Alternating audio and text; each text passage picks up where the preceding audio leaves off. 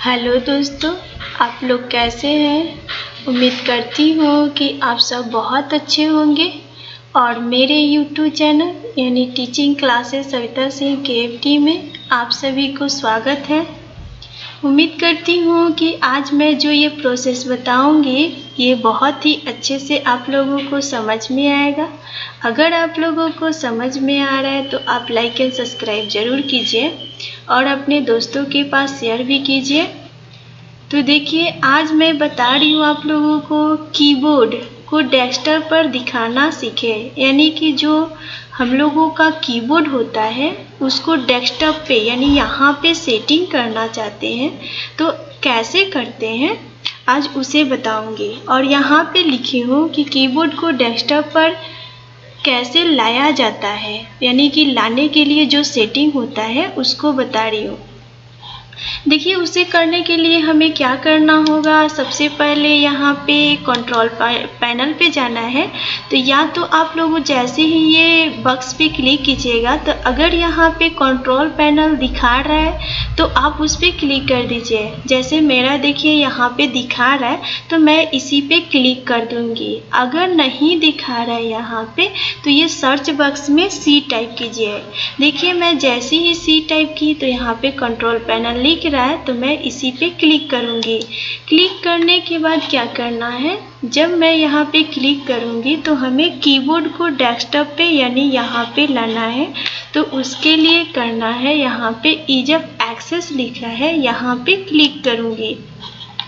Click करने के बाद फिर से यहाँ पे लिखा है ईज ऑफ एक्सेस सेंटर, तो यहाँ पे जाना है और जाने के बाद आपको क्या करना है, यहाँ पे लिखा हुआ है स्टार्ट ऑन स्क्रीन कीबोर्ड, यानी कि हमें यहीं पे कीबोर्ड को सेटिंग करना है, यानी यहाँ पे कीबोर्ड लगा लेना है और उसी से हमें जो भी टाइप करना होगा उसको वहाँ पे जैसे नोटपैड, वर्डपैड, पेंट, एक्सेल में टाइप करना है, उसी कीबोर्ड से टाइप करूंगी। तो देखिए यहाँ पे लिखा है, मैं इसी पे क्लिक करती हूँ और क्लिक करने के बाद यहाँ पे देखिए ये कीबोर्ड आ गया, यानी कि आपका जो कीबोर्ड लगा रहता है उसी जैसा यहाँ पे कीबोर्ड दिखाना स्टार्ट हो गया। अब इसे जहाँ भी एडजस्ट कराना है वहाँ पे माउस का लेफ्ट बटन को ये ऑफ साइड में यहाँ पे क्लिक कीजिए। अब माउस का लेफ्ट बटन क्लिक करके जहाँ भी सेटिंग करना है वहाँ पे ले जाके इसको छोड़ दीजिए। देखिए, मैं यहीं पे सेटिंग करके रहने देती हूँ। अब मान लीजिए हमें Notepad, WordPad, Paint, Excel, Access किसी भी प्रोग्राम में हमें जो भी टाइप करना होगा इसी कीबोर्ड के सहारा लूँगी।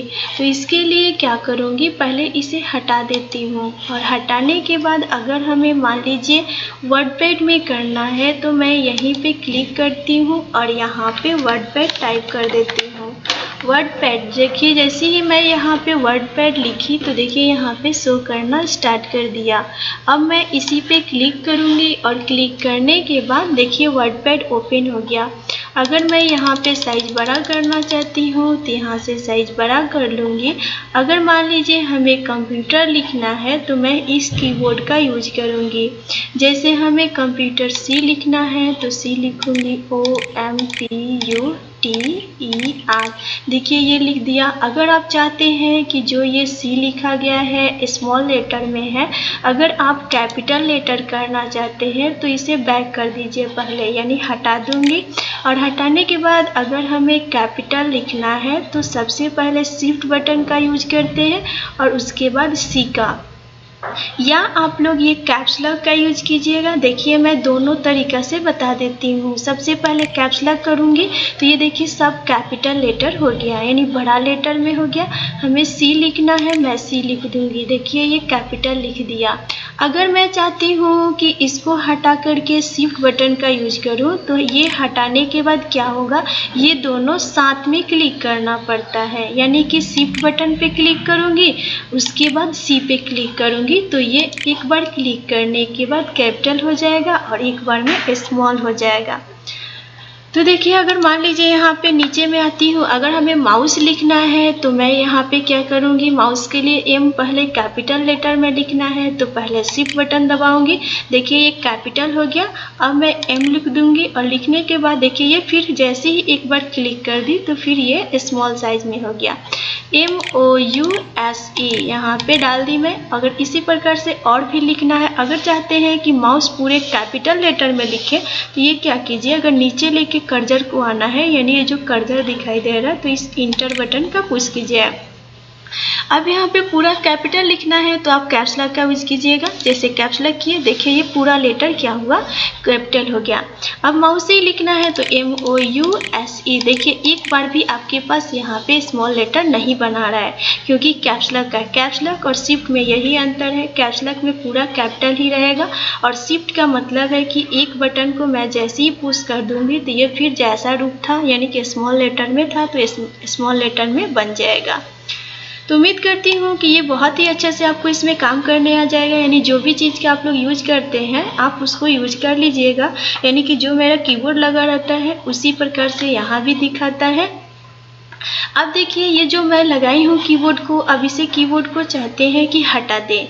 यानी हटाने के लिए हमें क्या करना होगा, फिर उसी प्रकार से वही प्रोसेस को अप्लाई करना होगा। तो अप्लाई करने के लिए मैं यहाँ पे क्लिक करूँगी और करने के बाद क्या करूँगी, उसी प्रकार से कंट्रोल पैनल पे जाऊँगी।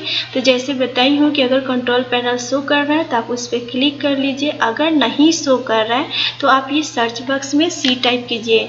और जैसे ही मैं टाइप करूँगी तो देखिए यहाँ पे कंट्रोल पैनल दिखाना स्टार्ट हो गया। अब इसी पे मैं क्लिक कर दूंगी और क्लिक करने के बाद क्या करूंगी, यहाँ पे ईज ऑफ एक्सेस पे क्लिक करूंगी। उसके बाद ईज ऑफ एक्सेस सेंटर पे क्लिक करूंगी और क्लिक करने के बाद देखिए लिखा है स्टार्ट ऑन स्क्रीन कीबोर्ड। तो देखिए ये आपके पास फिर से दिखा रहा है। अगर काटना है तो आपको यहाँ पे देखिए ये क्रॉस का निशान दिखाई दे रहा है, आप इसी पे क्लिक कर दीजिएगा तो देखिए ये हट गया।